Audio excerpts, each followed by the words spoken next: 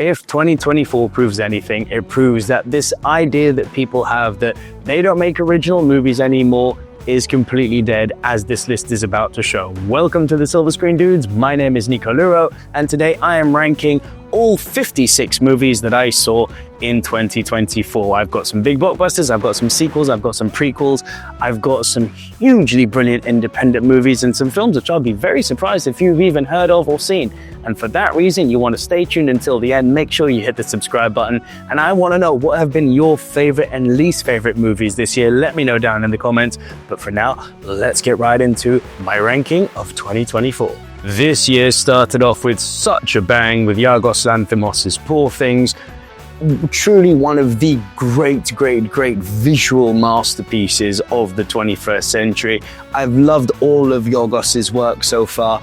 Poor Things might be his crowning achievement. A beautiful, tragic, comical fairy tale, buffed up by some stellar performances from Emma Stone, Mark Ruffalo, Willem Dafoe. It's just amazing. I could not have wanted a better start to 2024. And man, we're going big. Poor Things goes straight in at the S ranking spot. And from hero kind of to zero, because Mean Girls honestly left a lot to be desired. There was a few good things. I thought Audi Carvalho, who played Janice, was a standout and pretty much stole the movie, like when she wasn't on screen. My name is Star. But the reality is that this is such a shallow shell of a remake, and it just couldn't live up to the original in any way, shape or form. I think it's going to be one of those where it's done, it's dusted, we've forgotten about it, we move on. The Mean Girls remake gets a C. Okay, I appreciate there might have been an element of mismarketing going on here, because it did very much put Henry Cavill front and center, and he was not front and center on this movie. But if you can get over that and just accept the fact that the front people in this movie were the likes of Sam Rockwell and Bryce Dallas Howard, you're not exactly being shorthanded. It's bonkers, it's meta, it's out there, it's self-aware. I had a really good time with Argyle, so much so that I'm going to give Argyle a B ranking. Very respectable, typical Matthew Vaughn affair. I actually think it's one of the best things he's done in quite some time. Okay, and from good to great to nearly really great, The Iron Claw is just another case to prove how good Zac Efron is. If you know the story of the Von Erichs, calling them the Kennedys of wrestling is no understatement. Tragic in the purest sense of the word. A perfect movie for wrestling fans and non-wrestling fans alike. These characters just happen to be wrestlers. But the fact of the matter is that this is a family drama and has a universal message. The Iron Claw, without doubt, just misses out on the S ranking. It's an A ranking. It is stupendous and a wonderful accomplishment of a movie. This was very lucky that it happened to be focusing on subject matter, which in itself is inherently interesting, because the story of Bob Marley, the fact that Exodus was rated the best album of the 20th century, just shows the universal appeal of Bob Marley. The movie made some brave choices, like focusing on just 2 specific years of Bob Marley's entire life. And Kingsley Ben-Adir was great, but it lacked punch. It lacked that oomph that, say, something a Bohemian Rhapsody or a Straight Outta Compton gave. So I'd give it a B ranking. It is worth a watch, but I don't think it's something that's going to set the world, your world alight if you haven't seen it. This was amazing. Strangely, when I walked out of the cinema for Wicked Little Letters, there were actually people who were like, I didn't really like it. Listen, each to their own. I had a blast with this. Again, like Argyle, a little bit missold on the amount of swearing that we were potentially going to get, and it was much more of a dramedy/drama than an out-and-out comedy. But despite that, there were laughs abound here. I'm going to give Wicked Little Letters an A ranking. I think it had a lot of really interesting things to say about society and the role of women without ever bashing you on the head and divulging into the realm of wokery. It was a really fun watch. And keeping the quality high, we move on to Dune 2. Listen, I get the argument that there is a bit of a white savior element to this movie, and I also get the counter argument that that might be missing the point. I get the argument that this might be a little bit self-indulgent from Denis Villeneuve, and I equally get the argument that it is one of the most beautiful things I have seen in the 21st century. This movie, I get both sides of it. Where do I land? I can see it for its faults, but it is such a well-made damn movie. Dune Part 2 has got to go in at the S ranking level for me. It is a work of remarkable achievement from director Denis Villeneuve. So a lot of people think I'm actually too serious when it comes to reviewing movies, but I give you Roadhouse. This is proof for me that one is able to look at a really bad movie, objectively bad aside from the great performance from Gyllenhaal, and just have a good time. Listen, the original's not great, this one's not great. Conor McGregor is one of the worst actors to ever live, but equally, I kind of dig his mad cocaine energy. It just fits with this movie. Roadhouse, amazingly, given that it's a bad movie, B for bad, but B for bad, but fun. It's a fun movie, man. Doesn't matter how big the IP is, not even the title Ghostbusters could save this movie. This one's a damn shame, because Ghostbusters Afterlife, I actually had a really, really good time with. I was like, okay, we're back on track. This is where Ghostbusters needs to go. Nah, they made no sense, this story. The desire for a young girl to die so she could have some sort of love affair with a ghost. And the way that the characters played off with each other, the lame special effects, the even worse villain, there was just absolutely nothing redeeming about this movie. Ghostbusters Frozen Empire, D ranking. It is absolute rubbish. And again, one that may surprise people, because while I acknowledge that Staticky is not a good movie, a great movie, or even a mid movie, it is a bad movie. I'm a sucker for John Cena, man. I like seeing John Cena do his shtick. He's inherently charming. He has got great comedic timing. He was funny in this movie. Was it incredibly low-hanging fruit and incredibly lowbrow? Yeah, man. But you know what? Maybe this movie just caught me in the right mood.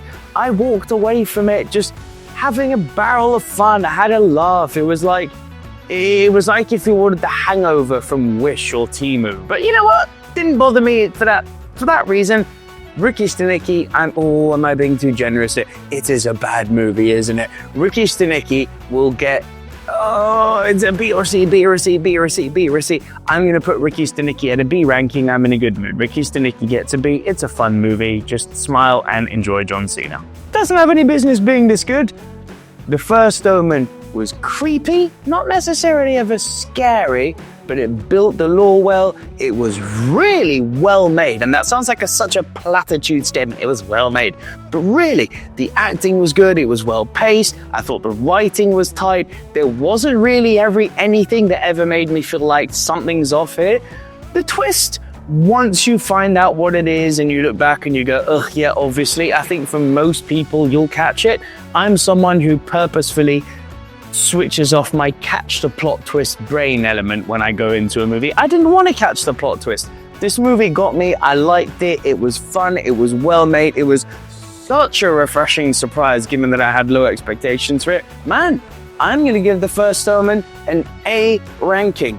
Brilliant little horror movie. Swede Caroline is as if Blue Velvet and The Office met and decided to make a documentary about growing vegetables in your backyard.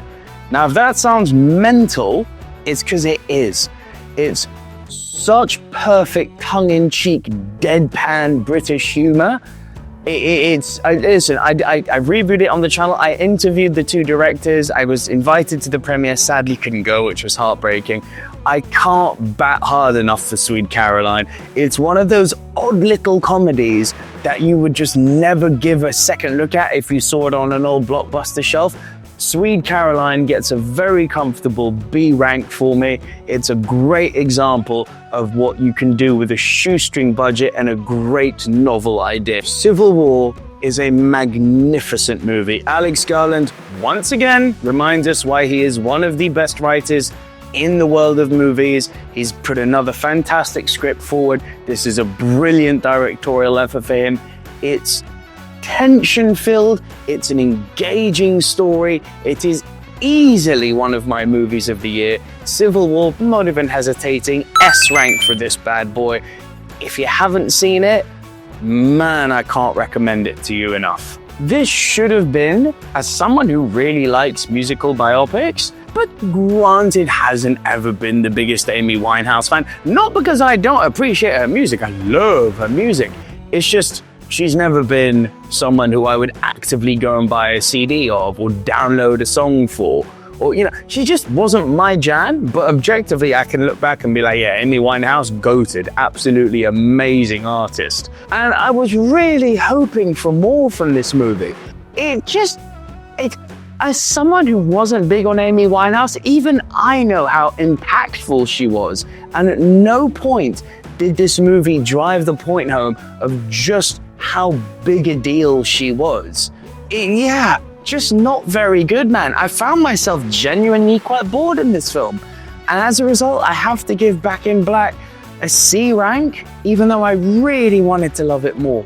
A little murder ballerina who happens to be a vampire. It just turns into a visual noise-filled, dramaless, poorly written, predictable, by-the-numbers vampire movie, which, yes, had a novel idea of making a little girl a vampire to a degree. We have seen that done before, just not a murder ballerina. Failed miserably for me, this movie, which is sad because I was hyped for this. I'm all for an original idea.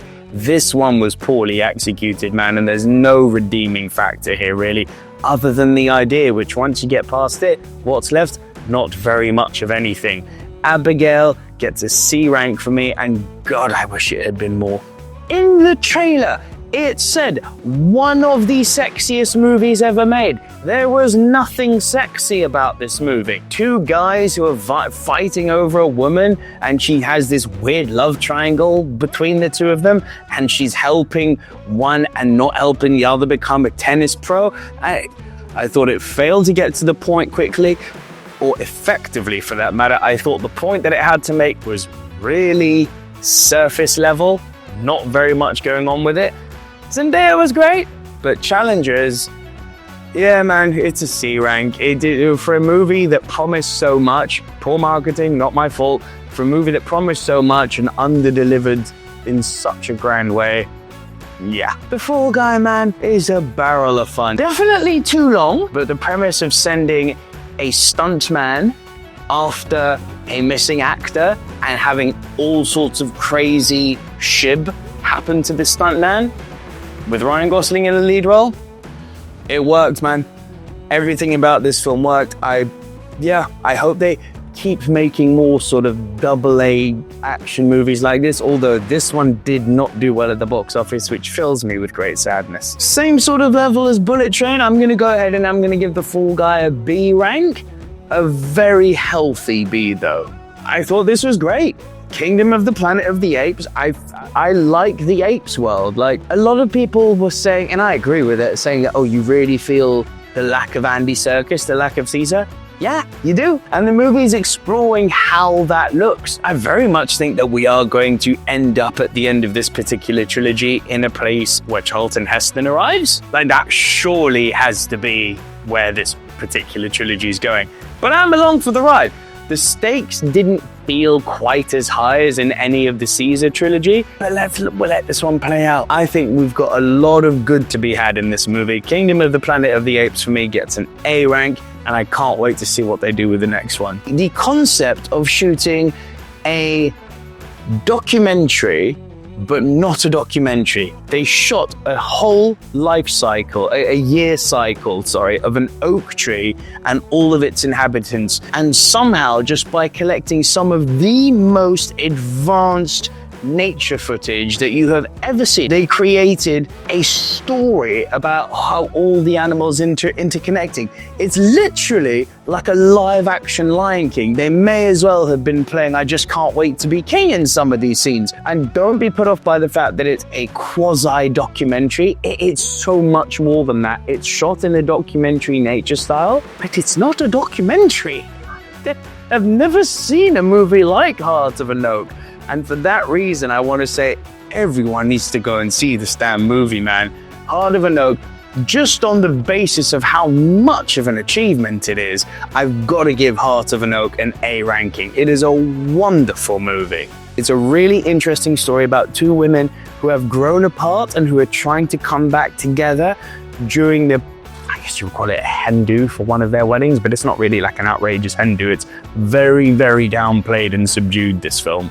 And it's beautifully shot, very ethereal. I'm gonna go ahead and I'm gonna give Tell That to the Winter Sea a B ranking. It's again a great example of an original movie to bash away all the naysayers who say they don't make original movies anymore. One of my movies of the year on the basis that you just don't get movies like this anymore. It's a love letter to Guy Ritchie and Tarantino. It harkens back to a Lock, Stock and Two Smoking Barrels, Pulp Fiction and Snatch era. It's not as good as those movies, but god damn if these are your types of movies, these are worth the watch. B for Bermondsey and a B rank for Bermondsey Tales, one of the great surprises of 2024 and one you absolutely must see. It does get to a stage though where you wonder, do the big budgets of these movies, are they justified? Because they're not bringing in the numbers. This one wasn't as fun as Fury Road, although there was a lot of fun to be had, notably from Hemsworth as the lead villain. That was a lot of fun. It is visually striking, the story was kind of engaging, not as much as Fury Road, but yeah, a lot of good to be had in Furiosa. I still felt a bit let down by it. For that reason, I'm going to give Furiosa a B ranking, but still definitely one you should check out. It is a cautionary tale on the powers of social media and how that can toxify the mind and how that can affect relationships. But while it has a really good idea, there was this inescapable feeling I had of it never really got going. It had this great idea, but it never wanted to run fully with it and take the risks that I think a good idea like this deserved. For that reason, I can't really give Double Exposure much more than a C ranking, despite having a lot of love for the indie movie scene. Crank it up, because the Bikeriders, Tom Hardy and Austin Butler and Jodie Comer, this was fantastic, this film. It's a true story. It really did give me kind of Easy Rider vibes about just guys hanging out in a biker gang capacity. It is a tragic story, but it's definitely worth seeing. It's got a lot of Americana to it. Great film. I'm going to give Bikeriders an A ranking. Again, an original movie that I don't think enough people saw. Really worth your time, go check it out. The return to form of Pixar that we've been waiting for. Is it as good as the original? No, but that's on the basis that the original was such a fresh, innovative idea. This obviously is just the same idea done again, but with a lot of new coating and new ideas added to the core concept. The core concept remains fantastic.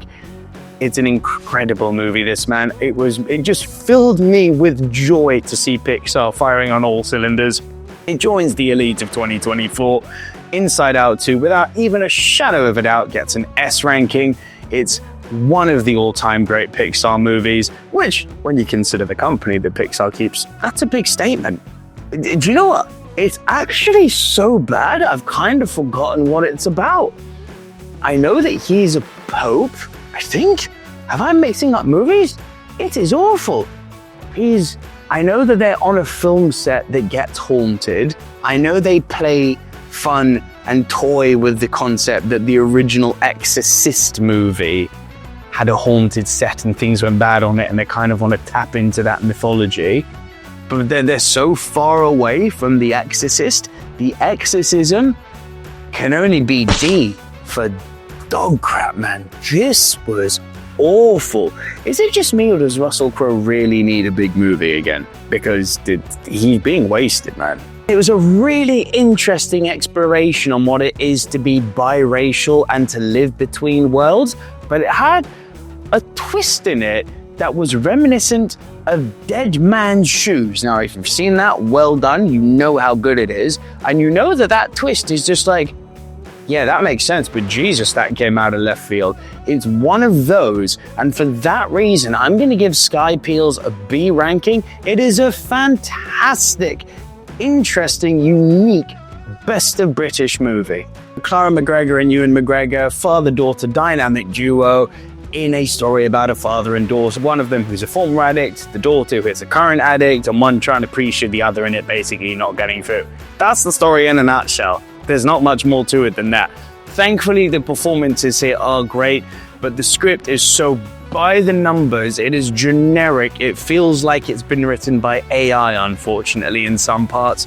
And it lacks soul. And for that reason, Bleeding Love is gonna get a big old C ranking from me. It's one I really wanted to love. Like in my notes at the beginning of the year, I was like, oh, Bleeding Love, look out for that, looks great. It wasn't. This is like a British gangster film does man on fire. Charlotte Kirk is a force of nature in this movie, and director Neil Marshall, who's noted for doing things like The Descent and Dog Soldiers, knows what he's doing with a tight budget and a really talented film crew. This is absolutely one you should see. It's very self-aware with what it has in terms of budget constraints. It doesn't shy away from the fact that it's toying with B-movie territory. Duchess, brilliant action movie, violent, gets a B ranking, and is, again, I keep on saying it, one you got to see, man. I didn't love. I think in a few years' time, people are going to look back on Deadpool and Wolverine and go, this hasn't aged well, because once you get over the slew of cameos, which are admittedly fantastic, and I had such a blast and such a good time in the cinema seeing the cameos, not much there in terms of story, man.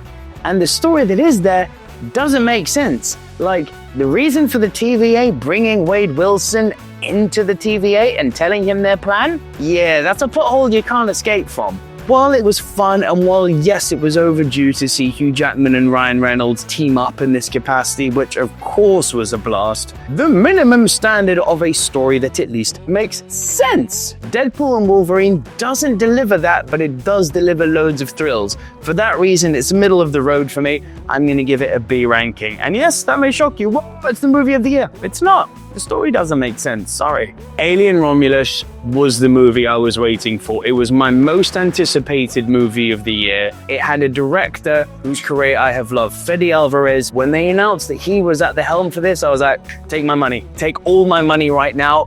Yes, Fede Alvarez is a master who not only is good at his craft, but who has got a deep understanding, love, and respect for the original two movies. From the sound design, the effects, the pacing, the scares, everything in this movie worked for me. It's not going to come as any surprise. I'm giving Alien Romulus a big, fat A rank. I think it is a work of modern respect and art. I love it. Ministry of Ungentlemanly Behavior, I thought was a really good passive romp.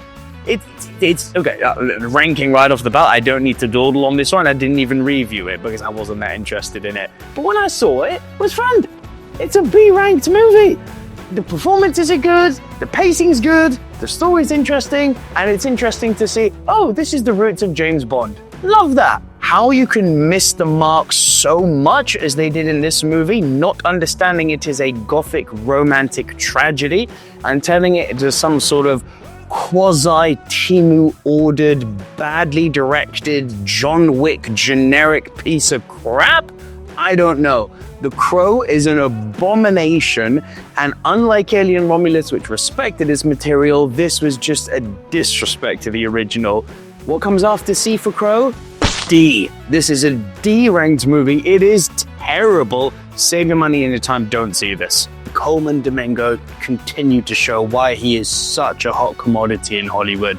A brilliant story of prison drama come theater play. It really, really did say so much about the human spirit and about the human condition and how one can find solace in art. Sing Sing, without a shadow of a doubt, A ranking for truly one of the most underappreciated gems of 2024. Now, Clawfoot I wanted to love so much. You had some legacy actors in there, Francesca Eastwood, Milo Gibson. And at face value, there was an interesting premise here. You know, the house invasion is something that remains universally appealing. The script just didn't serve. The story just was very vapid, very flat, very empty. It is just one that I can't recommend. Unfortunately, Clawfoot gets the D ranking from me. Really one of the bad ones of 2024. A love letter to the grindhouse genre. Ladies get captured, attempted to sold into sex trafficking, and they fight back. It's not the most elevated version of grindhouse I've ever seen, but it's nice in the year 2024 when we've all become so sensitive and equally so desensitized to everything, to see a real love letter of grindhouse being shown in front of us. Escape, though it's not of the highest caliber, there's fun to be had, and as a result I'm giving it a C ranking. If you find it, I do recommend you check it out. Absolute mind shredder, this one. A true story of how one man used cybernetics to improve his monochromatic color blindness, but then whereby you think it starts to be something heartfelt, it gets sinister. And it really raises the question, just how far are we taking technology to, quote unquote, improve ourselves? In the world of the rise of AI, more relevant now than ever, truly terrifying. Cyborg, a documentary, one of my films of the year, gets an S rank.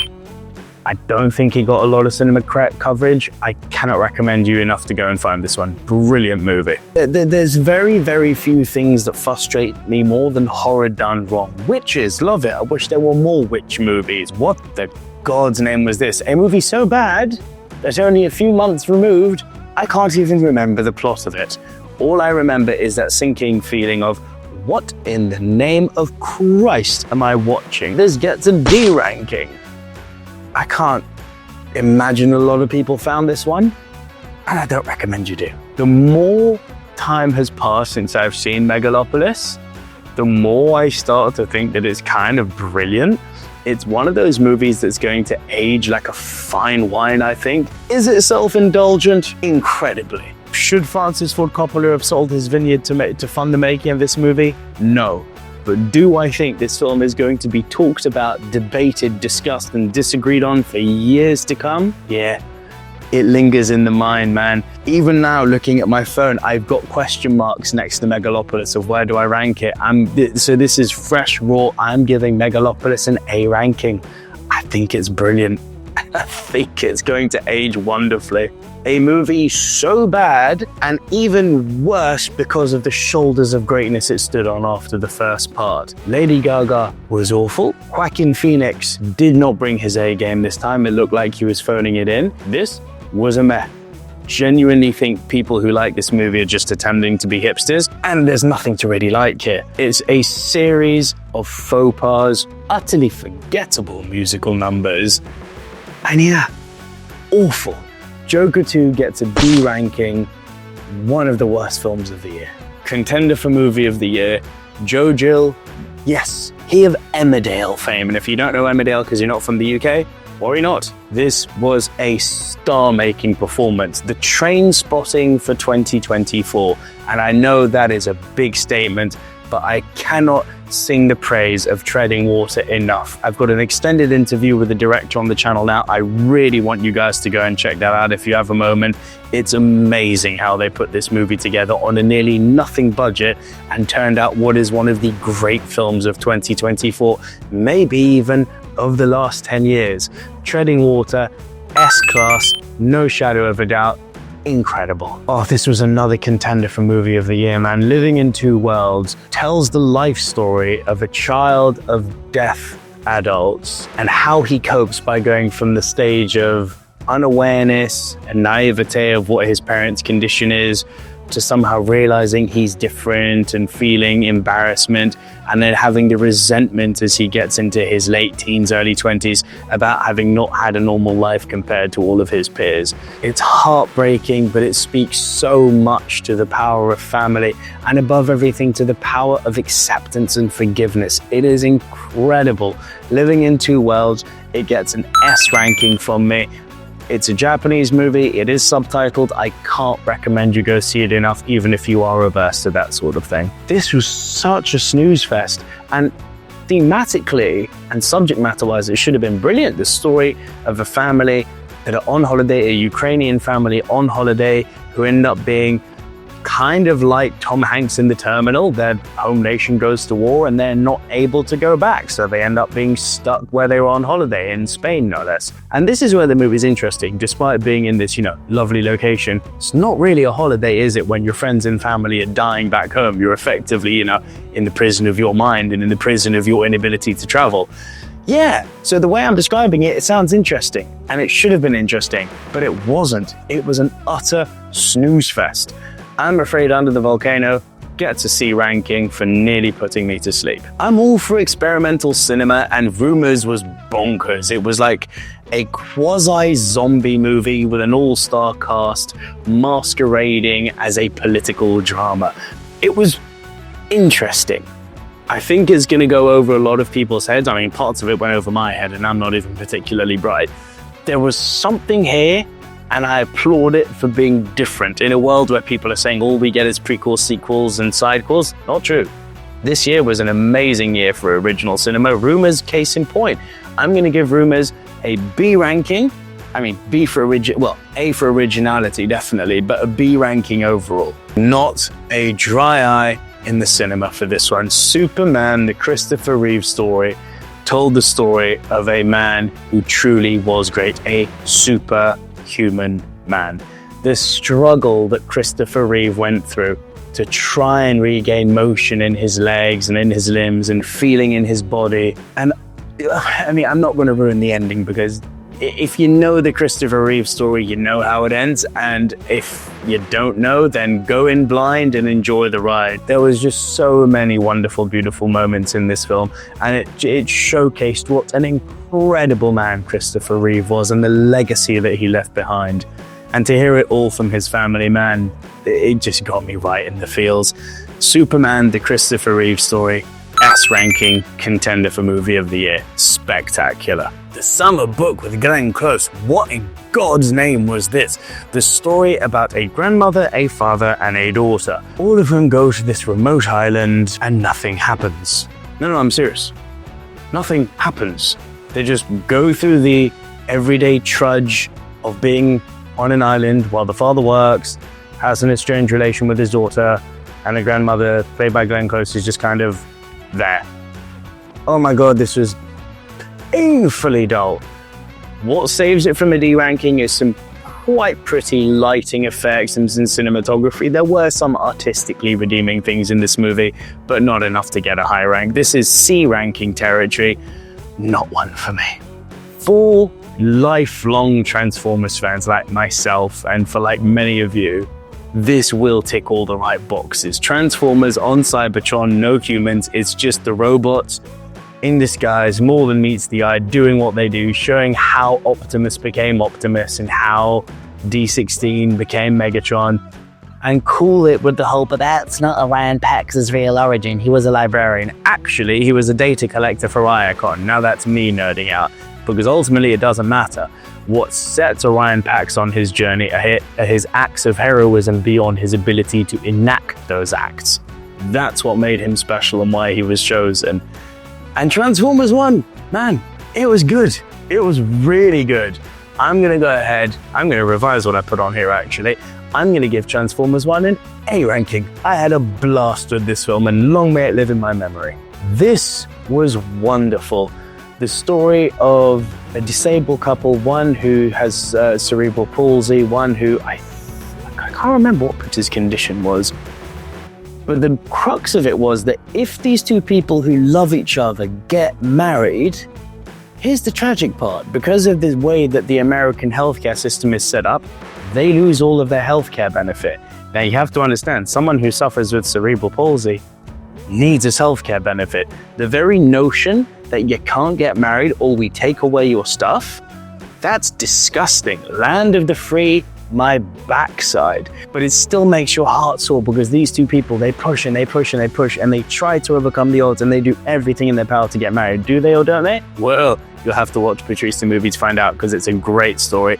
𝒀𝒐𝒖 movie gets an A rank, one I didn't even have on my radar, didn't see a trailer, went in blind, happy I did. I'm a big fan of when they're not doing super fantasy and they're just doing grounded human stories in the Japanese animation genre. This, I wanted it to be more.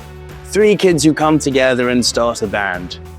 And that's kind of it. There's a bit of familial conflict, there's a bit of resistance to them starting up this band, but ultimately their journey to getting in the band, which is the crux of the movie, isn't a particularly engaging one. And the outcome of what happens of them being in the band is pretty unsatisfying. Yeah, wanted to love it. Went in with high hopes. Maybe that's what killed it. But I can't really give anything more than their colors within more than a C ranking? Yeah, I think that's pretty much where it is. Bird is a visceral movie. So you've got this girl whose dad, played by Barry Keoghan, is marrying this new woman and she's feeling completely neglected. They're traveling, are you allowed to say gypsy? I don't know. Traveling people. They're Irish gypsies essentially, and they're living in a squat house. And it's her trying to reconnect with who her mother is, finding out that her mother's being beaten. And it's one of those atypical Britannia movies where it doesn't hold any punches, it's raw as you like, it's deep human stuff going on here. This isn't pew pew bang bang, pretty colors, big explosions. This is a grounded human story. And it is truly one of the finest films of the year. I'm gonna go ahead and I'm gonna give Bird an A ranking. And God, if Barry was in it a bit more, it probably would have gone up to an S. I think it may turn a few people off just because of how quirky it gets in some parts, but I love this film. A couple that come together, have kids, and have to go through the tragic loss of one of them, not saying who, getting cancer before they pass, doing their best to live out their ambitions. It's one of the best stories, relationship stories, that I have seen for a very long time. The chemistry between Pugh and Garfield is completely believable. The denouement of the movie feels real, and you really feel that the people who made this movie are pulling from personal experience, such as the believability of it all. Oh, We Live in Time, wonderful film. I'm giving it an A ranking. Absolutely loved it. I cannot recommend you find this one enough. A slow burn. I was invited to the premiere of this one, Black Tea, at the African Film Festival. I don't know what to make of it. Again, it was one I wanted to love. I don't quite know what happened in this film. It was a very slow burn, beautiful to look at. Literally looked like one of those Apple screensavers for most of the movie. It portrayed the characters as nobody being perfect, which I suppose is a good thing, because too often it's so black and white, hero, villain. Not so in this case. Everyone was a fallible character. But there wasn't a character I could really connect to. There wasn't a story I could really follow. There wasn't a story that I found particularly memorable, which is why I'm probably babbling and mumbling a bit right now. As a result, Black Tea, B ranking, and that's being generous, to be honest.